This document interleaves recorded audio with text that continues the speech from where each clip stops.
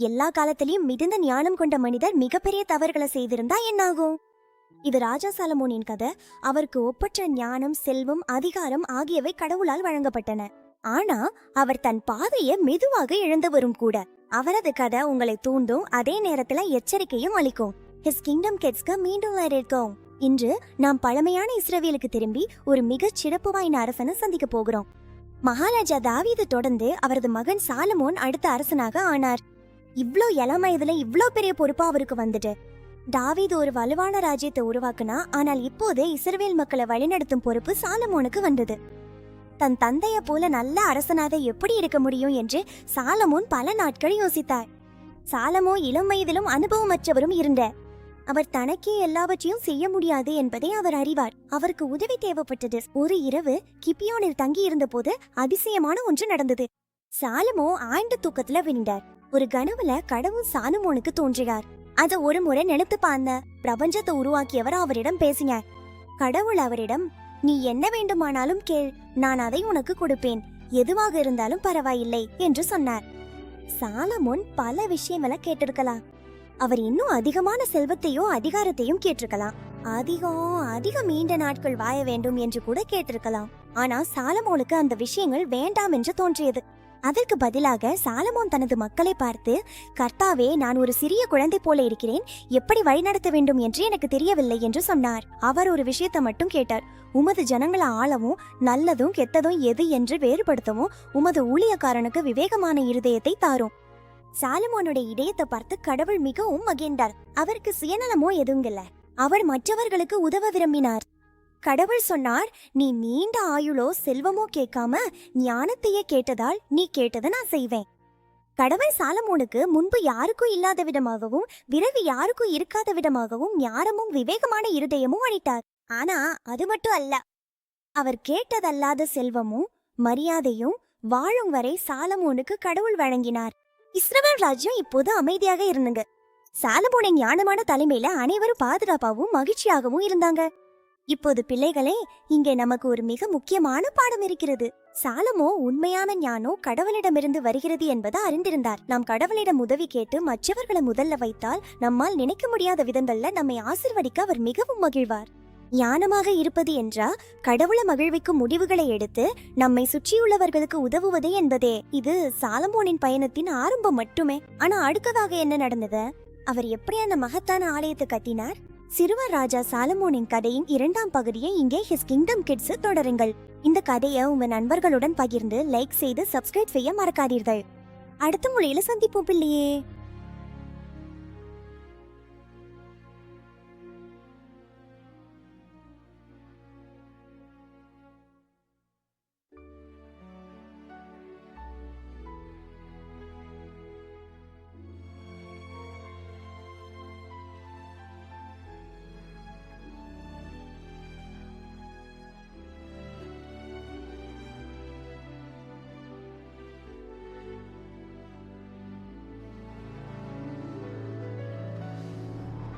கடவுள் உங்களை ஆசீர்வதிப்பாராக பிள்ளைகளை. அடுத்த முறையில சந்திப்போம். மீண்டும் வரவேற்கிறோம். கடந்த முறையில இளம் ராஜா சாலமோன் தன் மக்களை நன்றாக வழிநடத்த கடவுளிடம் ஞானம் கேட்டதை நாம் பார்த்தோம். அவரது மனது மிகவும் நல்லதாக இருந்ததால் கடவுள் அவருக்கு மற்ற யாருக்கும் இல்லாத அளவுக்கு அதிக ஞானத்தையும் செல்வமும் மரியாதையும் வழங்கினார். சாலமோனின் அதிசயமான ஞானம் பற்றிய கதைகள் விரைவில் எல்லா இடங்களிலும் பரவத் தொடங்கின.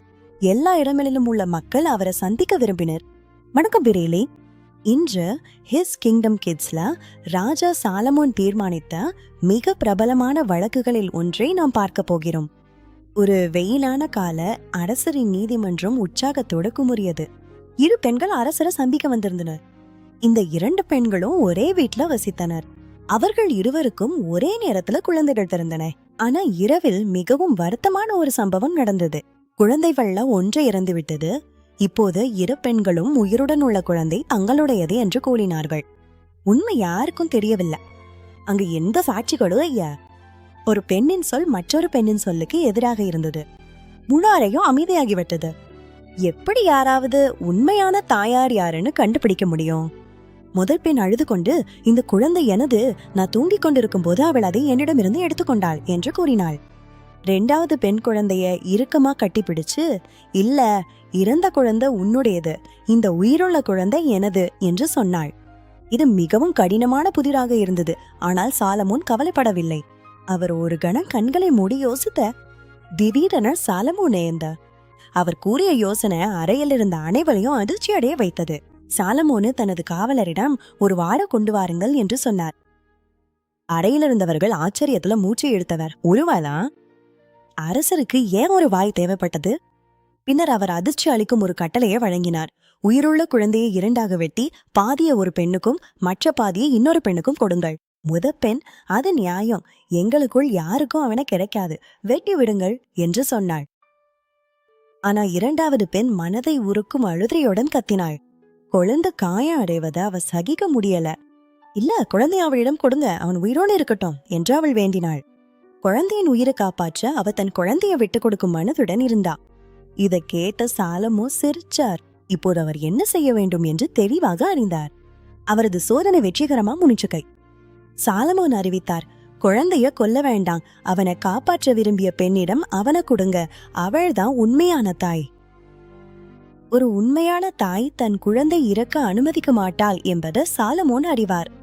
அவளுடைய அன்பே அவருக்கு தேவையான ஆதாரமா இருந்தது. இஸ்ரவேல் முழுவதும் இந்த தீர்ப்பை பற்றி கேட்டார்கள். அவர்கள் அதிசயத்துல மூழ்கினார்கள். அவரில் தேவனுடைய ஞானம் இருப்பதை அவர்கள் கண்டார்கள். அந்த நாள் யாரும் மறக்க முடியாத நாளா இருந்தது. புத்திசாலி அரசனும் 2 தாய்மார்களும் பற்றிய கதை நாடு முழுவதும் பரவியது. தேவனுடைய ஞானம் சாலமோனுக்கு உண்மையை காண உதவியது. அது யாரோ ஒருவரின் உள்ளத்தின் ஆழத்தில் மறைந்திருந்தாலும் கூட. இப்போது பிள்ளைகளே, இந்த கதையிலிருந்து நாம் ஒரு பாடம் கற்றுக்கொள்வோம். சாலமோனின் ஞானம் தேவனிடமிருந்து கிடைத்த ஒரு சிறப்பு வரமா இருந்தது. உண்மையான தாய் எப்படி பாசம் இருக்க வேண்டும் என்பதை நமக்கு காட்டினார். தன் உணர்வுகளை விட மற்றொருவரின் உயிரை முன்னிலைப்படுத்தினார். நமக்கும் தேவனுடைய ஞானம் இருந்தா அந்த மாதிரி அன்பு செலுத்த கற்றுக்கொள்ள முடியும். நாம் சரியானதும் கருணையுள்ளதும் செய்ய கற்றுக்கொள்ளலாம். உங்களுக்கும் தேவன் ஞானம் தர விரும்புகிறார். சாலமோன் கேட்டது போல நீங்க தேவனை கேட்டா போதும்.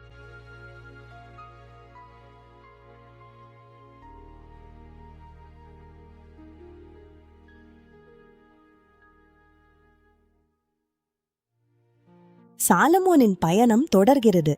அடுத்த முறையில அவர் ஆண்டவருக்காக எவ்வளவு அதிசயமான ஒன்றை கட்டினார் என்பதை நாம் பார்க்க போகிறோம். சாலமோன் ராஜாவின் கதையின் 3ஆம் பகுதியை தவறவிடாதீர்கள். நீங்க தவறவிடாம இருக்க ஹிஸ் கிங்டம் கிட்ஸ் சேனலை சந்தா செய்ய மறந்து விடாதீர்கள். இந்த கதையை உங்க நண்பர்களும் குடும்பத்தாரும் பகிர்ந்து கொடுங்க. அடுத்த வீடியோல உங்களை மீண்டும் சந்திக்கும். குழந்தைங்களே, தேவன் உங்களை ஆசீர்வதிப்பாராரு.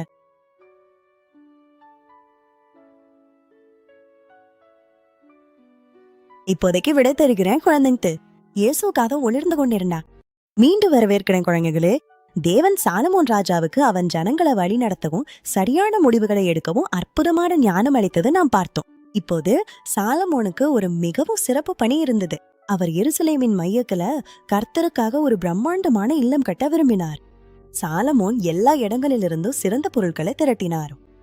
லெபனான் காடுகள்ல இருந்து பெரிய தேவதாரு மரக்கட்டையன் கொண்டு வரப்பட்டன. அவர் ஆயிரக்கணக்கான தொழிலாளர்களை மலைகளுக்கு அனுப்பி அடித்தளத்திற்கு மிகவும் விலை மதிப்பும் அழகும் கொண்ட கற்களை தேட செய்தார். வணக்கம் குழந்தைங்களே, இன்று ஹிஸ் கிங்டம் கிட்ஸ்ல உலகிலேயே அழகான கட்டிடம் எப்படி கட்டப்பட்டது என்பதை பார்க்க போகிறோம். கட்டுமானம் தொடங்கப்பட்டது. ஆலயம் தரையிலிருந்து எழ ஆரம்பிச்ச போது எருசலேமில் அது ஒரு பரபரப்பும் உற்சாகமும் நிறைந்த காலமா இருந்தது. சாலமோன் எல்லாம் சிறப்பாக இருக்க வேண்டும் என்று விரும்பினார். அவர் உள்ளக சுவர்களை தூய பிரகாசமான தங்கத்தால் மூடியார். அது எவ்வளவு பிரகாசமாக மின்னியது என்று கற்பனை செய்து பாருங்கள். சுவர்கள் அழகான பூக்கள் மற்றும் மரங்களின் செதுக்கப்பட்ட வடிவங்களால அலங்கரிக்கப்பட்டிருந்தன. ஒவ்வொரு விவரமும் கடவுளுக்காக அன்புடன் செய்யப்பட்டிருந்தது. இது வெறும் ஒரு கட்டிடம் மட்டுமல்ல என்று சாலமோன் அறிவார். இது மக்கள் ஜெபித்து ஆராபிக்கும் இடமா இருந்தது. முன்புறத்துல 2 பெரிய வெண்கல தூண்கள் வைக்கப்பட்டிருந்தன. அவை மிகவும் பெரியதும் வலிமையானதும் இருந்ததா எல்லோருக்கும் கடவுளின் சக்தியை நினைவூட்டின. உள்ள எல்லாமே தங்கத்தால செய்யப்பட்டிருந்தது. பலிபீடம், மேஜைகள் கூட, அந்த அறையை ஒளிரச் செய்த விளக்குகளும் கூட. 7 ஆண்டுகள் நீண்ட கடுமையான உழைப்புக்கு பிறகு ஆலயம் இறுதியாக முடிக்கப்பட்டது. அது உண்மையில பார்ப்பதற்கு ஒரு அதிசயமா இருந்தது. சாலமோன் ஜனங்களின் முன் நின்று ஒரு அழகான ஜபத்தை செய்து மக்கள் இங்கு வந்தா எப்போதும் அவர்களை கேட்க வேண்டும் என்று கடவுளிடம் வேண்டினார். அதிகாரம் ஒரு அதிசயமான நிகழ்வு நடங்குது. கடவுளின் மகிமை நிறைந்த ஒரு பிரகாசமான மேகம் ஆலயத்தை நிரப்பியது. சாலமோனின் செயலால் கடவுள் மகிழ்ந்தார். இந்த பிரம்மாண்டமான ஆலயத்தின் செய்தி உலகம் முழுவதும் பரவியது. தொலைதூர நாடுகளிலிருந்து மக்கள் மாத கணக்குல பயணம் செய்து அதை பார்ப்பதற்காக வந்தார்கள். சேபாவின் ராணி பல பரிசுகளுடன் வந்தார். அவர் ஆலயத்தையும் சாலமோனின் புகழ்பெற்ற ஞானத்தையும் நேரில் கேட்க விரும்பினார். அவர் சாலமோனிடம் பல கடினமான கேள்விகளை கேட்டார். அவர் அனைத்துக்கும் பதில் சொன்னார். அவர் சொன்னார், எனக்கு பாதி கூட சொல்லப்படவில்லை. நான் கேட்டதை விட நீங்கள் இன்னும் அதிக ஞானமுள்ளவராக இருக்கிறீர்கள். இஸ்ரவேல் மிகுந்த அமைதி மற்றும் செழிப்பில் இருந்தது. இது ஒரு பொற்காலம், ஏனெனில் சாலமோன் கடவுளின் பாதையை பின்பற்றினார். அந்த ஆலயம் கடவுள் தம் ஜனங்களை நேசிப்பதற்கான ஒரு சின்னமாய் இருந்தது. அது கடவுள் எப்போதும் அவர்களுடன் இருப்பதை அனைவருக்கும் நினைவூட்டியது. இப்போது பிள்ளைகளே, இதை பற்றி சிந்திப்போம். சாலமோன் கடவுளுக்காக ஒரு அழகான வீடு கட்டினார். ஆனால் இன்று கடவுள் எங்கே வாழ விரும்புகிறார் என்று உங்களுக்கு தெரியுமா? கடவுள் அழகான கட்டிடங்களை நேசிக்கிறார். ஆனால் அவர் மிகவும் நேசிப்பது நம் இதயங்களில் வாழ்வரையே. நாம் மற்றவர்களை நேசிக்கும் ஒவ்வொரு முறையும் நாம் அவருக்காக ஒரு சிறிய ஆலயமாக இருப்பது போல ஆகிறது.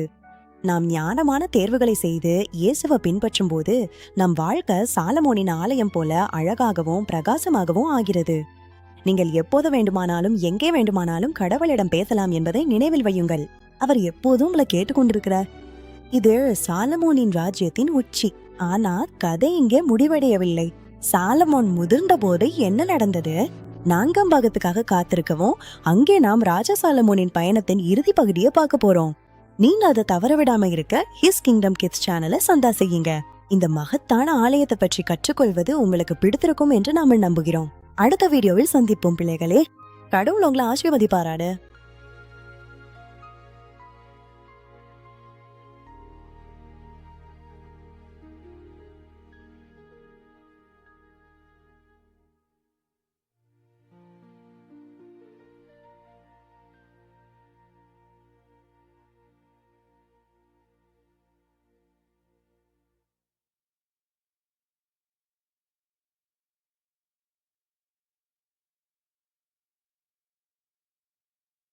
இப்போ விடப்படுகிற பிள்ளைக இயேசுக்காக பிரதாசமானீங்க.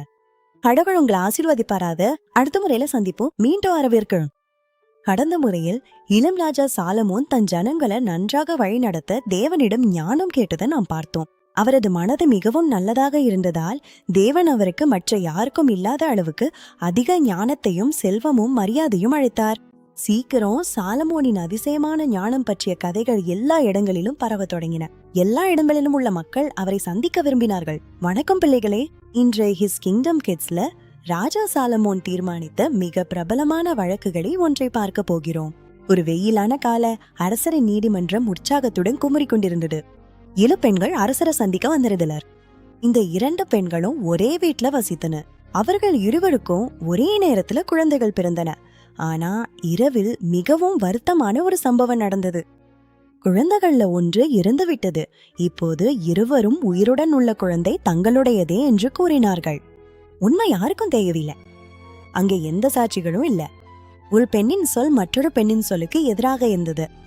முழு அறையும் அமைதியாகிவிட்டது. யார் உண்மையில் குழந்தையின் தாயார் என்று எப்படி யாரும் அறிய முடியும்? பெண் அழுதபடி, இந்த குழந்தை எனது, நான் தூங்கிக் கொண்டிருக்கும் போது அவள் அதை என்னிடமிருந்து எடுத்துக்கொண்டாள் என்று கூறினாள். 2வது பெண் குழந்தையை இறுக்கமா கட்டிப்பிடிச்சு, இல்ல, இறந்த குழந்தை உன்னுடையது, இந்த உயிருள்ள குழந்தை எனதேன்னு சொன்னான். இது மிகவும் கடினமான புதிராக இருந்தது. ஆனா சாலமோன் கவலைப்படுவதாக தெரியவில்லை. அவர் ஒரு கணம் கண்களை மூடி சிந்தித்தார். திடீரென சாலமோன் எணிமார். அவருக்கு ஒரு யோசனை தோன்றியது. அது அறையில இருந்த அனைவரையும் அதிர்ச்சி அடைய வைத்தது. சாலமோன் தனது காவலரிட ஒரு வாள் கொண்டு வா என்று சொன்னார். அறையில இருந்தவர்கள் ஆச்சரியத்துல மூச்சை இழுத்தன. உருவானா? அரசருக்கு ஏன் ஒரு வாள் தேவைப்பட்டது? பின்னால் அவர் ஒரு அதிர்ச்சி உண்டாக்கும் கட்டளையை வழங்கினார். இந்த உயிருள்ள குழந்தையை 2ஆக வெட்டி பாதிய ஒரு பெண்ணுக்கும் மற்ற பாதிய இன்னொரு பெண்ணுக்கும் கொடு. பெண், அது நியாயம், எங்களுக்குள் யாருக்கும் அவனை கிடைக்காது, வெட்டி விடுங்கள் என்று சொன்னாள். ஆனா 2வது பெண் மனதை உருக்கும் அழுகையுடன் கத்தினார். குழந்தை காயமடைவத அவர் சகிக்க முடியவில்லை. இல்ல, குழந்தைய அவளுக்கே கொடுங்க, அவன் உயிரோட இருக்கட்டும் என்று அவர் வேண்டினார். குழந்தையின் உயிரை காப்பாற்ற அவர் தன் குழந்தையை விட்டு கொடுக்கும் மனதுடன் இருந்தார். இதை கேட்ட சாலமோன் சேத்த. இப்போது அவர் என்ன செய்ய வேண்டும் என்று தெளிவாக தெரிந்தது. அவரது சோதனை வெற்றிகரமா முடிந்தது. சாலமோன் அறிவித்தார், குழந்தையை கொல்ல வேண்டாம், அவனை காப்பாற்ற விரும்பிய பெண்ணுக்கே அவனை கொடுங்கள், அவள்தான் உண்மையான தாய். ஒரு உண்மையான தாய் தன் குழந்தை இறக்க அனுமதிக்க மாட்டாள் என்பதை சாலமோன் அறிவார். அவ்வளவு அன்பே அவருக்கு தேவையான ஆதாரம். இஸ்ரவேல் முழுவதும் இந்த தீர்ப்பை பற்றி கேட்டார்கள். அவர்கள் ஆச்சரியத்துல மூழ்கினார்கள். அவரில் தேவனுடைய ஞானம் இருப்பதை அவர்கள் பார்த்தார்கள். அந்த நாளை யாரும் ஒருபோதும் மறக்க முடியாது. அந்த புத்திசாலி அரசனும் இரு தாய்மார்களும் பற்றிய கதை நாடு முழுவதும் பரவியது. ஒருவரது இதயத்தின் ஆழத்துல மறந்திருந்தாலும் உண்மையை காண தேவனுடைய ஞானம் சாலமோனுக்கு உதவியது. இப்போது பிள்ளைங்களே, இந்த கதையிலிருந்து நாம் ஒரு பாடம் கற்றுக்கொள்வோம். சாலமோனின் ஞானம் என்பது தேவனிடமிருந்து கிடைத்த ஒரு சிறப்பு வரமாகும். உண்மையான தாய் எப்படிப்பட்ட உண்மையான அன்பு என்பதை நமக்கு காட்டினார். தன் உணர்வுகளை விட மற்றொருவரின் உயிரை முன்னிலைப்படுத்தினார். நமக்கும் தேவனுடைய ஞானம் இருந்தா அந்த மாதிரி அன்பு செய்ய நாமும் கற்றுக்கொள்ளலாம். நாம் நல்லதும் கருணையுடனும் நடக்க கற்றுக்கொள்ளலாம். உங்களுக்கும் ஞானம் தர விரும்புகிறார் தேவன். சாலமோன் கேட்டது போல நீங்க தேவனிடம் கேட்க வேண்டும், அதுவே போதும்.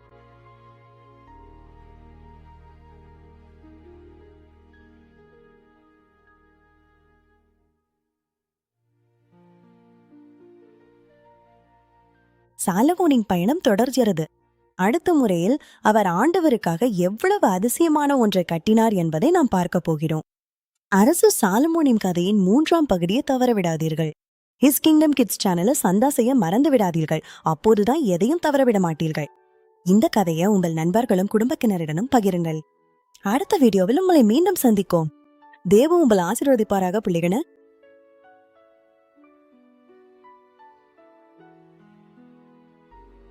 இப்போ விடப்பெறுகிறேன் பிள்ளைகிற இயேசுவுக்காக உலர்ந்து கொண்டே இருந்தாங்க. மீண்டும் வரவேற்கிறோம் பிள்ளையர. அரசர் சாலமோன் தனது அதிகாரத்தின் உச்சியில் இருந்ததை நாம் பார்த்தோம். அளவுக்கு அதிகமான ஞானமும் செல்வமும் அவருக்கு ஆசீர்வாதமாக கிடைத்தது.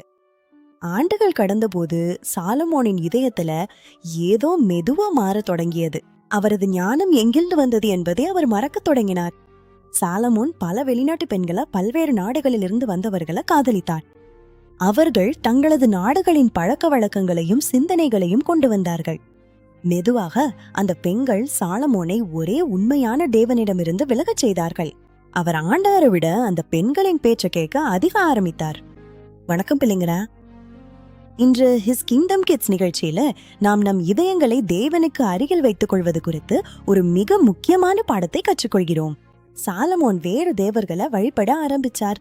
இது மிகவும் துக்கமான காலமாக இருந்தது. ஏனெனில் அவர் ஒரே தேவனை மட்டுமே பின்பற்றுவதாக வாக்குறுதி அளித்திருந்தார். அவர் இந்த வேறு தேவர்களுக்காக எருசலேம் சுற்றியுள்ள மலைகள்ல பலிபீடங்களையும் கட்டினார். தான் தவறு என்று தெரிந்திருந்தும் அவர் அந்த செயல்களை செய்தார். அவருக்கு எல்லாவற்றையும், including his life, his kingdom மற்றும் அவர் புகழ்பெற்ற ஞானத்தையும் வழங்கிய ஒருவரை அவர் மறந்துவிட்டார். உலகில வாழ்ந்த மிகுந்த ஞானி இப்போது மிகவும் முட்டாள்தனமான முடிவுகளை எடுத்து வந்தார். அவரது இதயம் இனி மகிழ்ச்சியால் நிரம்பியதாக இல்ல.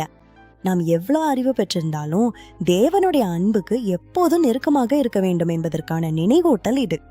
இதை பார்த்து தேவன் மகிழ்ச்சி அடையொடுந்தார். சொலோமோன் விசுவாசமாக இருக்க வேண்டும் என்று தேவன் இருமுறை எச்சரித்திருந்தார். ஆனால் சொலோமோனின் இதயம் மிகவும் தூரம் விலகிவிட்டது. சொலோமோன் தேவனை விட்டு விலகியதால் ஒரு நாள் ராஜ்யம் பிளவுபடும் என்று தேவன் அவரிடம் கூறினார். இது மிகவும் கடுமையான விளைவாக இருந்தது. உண்மையான வெற்றி என்பது நீங்கள் எவ்வளவு கட்டுகிறீர்கள் என்பதில் அல்ல, நீங்கள் யாரை பின்பற்றுகிறீர்கள் என்பதில்தான் என்பதை சொலோமோன் தாமதமா உணர்ந்தார். இப்போது பிள்ளைகளே, இந்த கதையின் இந்த பகுதி கொஞ்சம் சோகமாக இருக்கலாம். ஆனால் இது நமக்கு மிகவும் முக்கியமான ஒரு பாடத்தை கற்றுத்தருகிறது. நாம் எப்போதும் தேவனை முதலில் வைத்திருக்க வேண்டும். நமது இதயங்கள் தோட்டங்களைப் போல அவற்றை நாம் தினமும் பராமரிக்க வேண்டும். ஞானமாக இருப்பது என்பது தேவனின் குரலை கேட்டு அவரை எல்லாவற்றிலும் அதிகமாக நேசிப்பதை காட்ட முடிவுகளை எடுப்பதாகும்.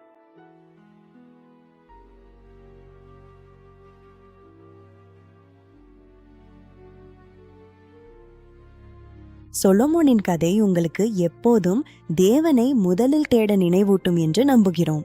அவர் உங்களை மிகவும் நேசிக்கிறார் பிள்ளைகளே.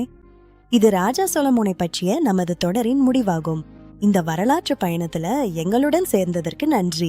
பைபிளில் இருந்து இன்னும் அற்புதமான கதைகளுக்காக ஹிஸ் கிங்டம் கிட்ஸை லைக் செய்யவும் சப்ஸ்கிரைப் செய்யவும் மறக்காதீர்கள். அடுத்த உரையில சந்திப்போம்.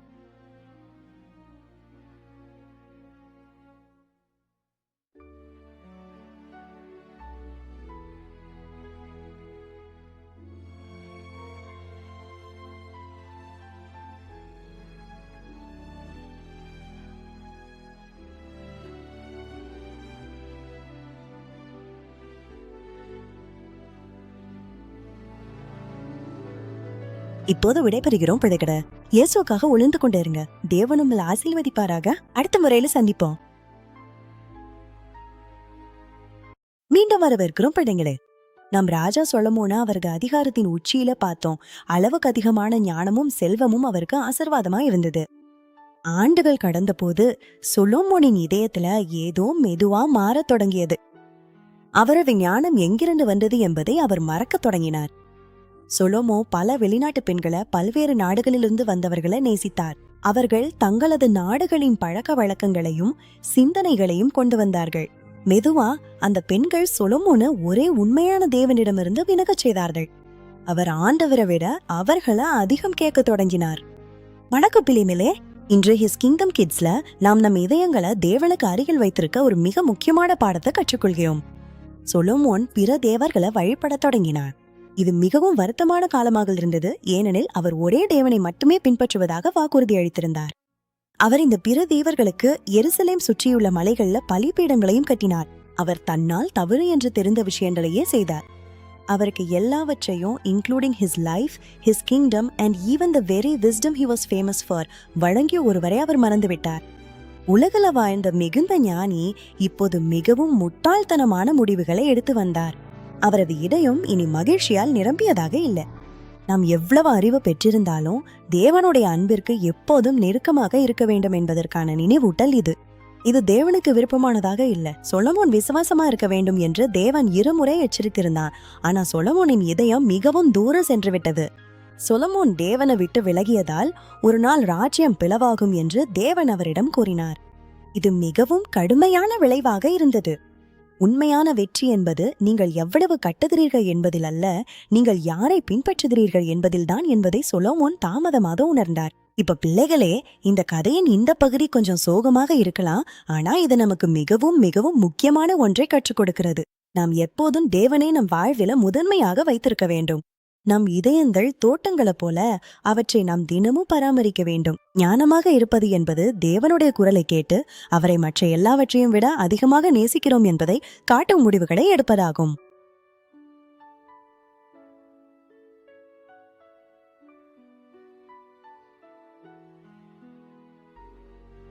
சொலமோனின் கதை உங்களை எப்போதும் தேவனை முதல்ல தேட நினைவூட்டும் என்று நாம் நம்புகிறோம். அவர் உங்களை மிகவும் நேசிக்கிறார் பிள்ளைகளே. இது ராஜா சொலோமோனை பற்றிய நமது தொடரின் முடிவாகும். இந்த வரலாற்று பயணத்துல எங்களுடன் சேர்ந்ததற்கு நன்றி. பைபிளிலிருந்து இன்னும் அற்புதமான கதைகளுக்காக ஹிஸ் கிங்டம் லைக் செய்து சப்ஸ்கிரைப் செய்ய மறந்து விடாதீர்கள். அடுத்த முறையை சந்திக்கும்.